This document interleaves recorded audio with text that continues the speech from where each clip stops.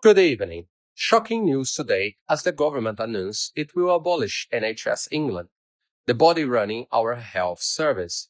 This means ministers will now control the NHS directly, promising less bureaucracy and more money for frontline care. Many were stunned. Some worried about job losses, healthcare privatization. Meanwhile, others hopeful for faster treatment. I came to Opera House in Covent Garden to hear what people think. So, do I think it's a good idea that NHS, that level of NHS England is going? Probably yes.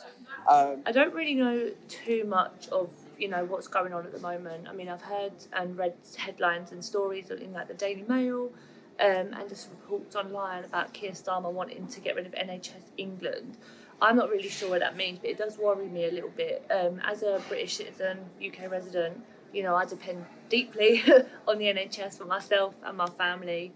I think anything that's going to, I've got friends who work in the NHS, and one of the things that they struggle with is the level of bureaucracy and the level of management, and that there is a lot of money being diverted away from the services that are actually desperately needed. So I think there is a desperate need for reform.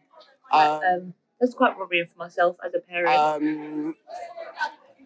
I don't agree with everything being privatised. So. I work within the NHS, and I feel like they are doing a lot of work. They are very backlogged. They're very busy. So I'm concerned that this is like another step towards privatisation. But I think they need to kind of work out exactly what it is that they want to do within. And I think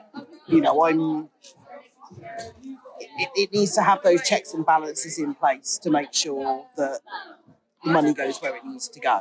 Within the NHS and how they want to treat, individuals, different communities.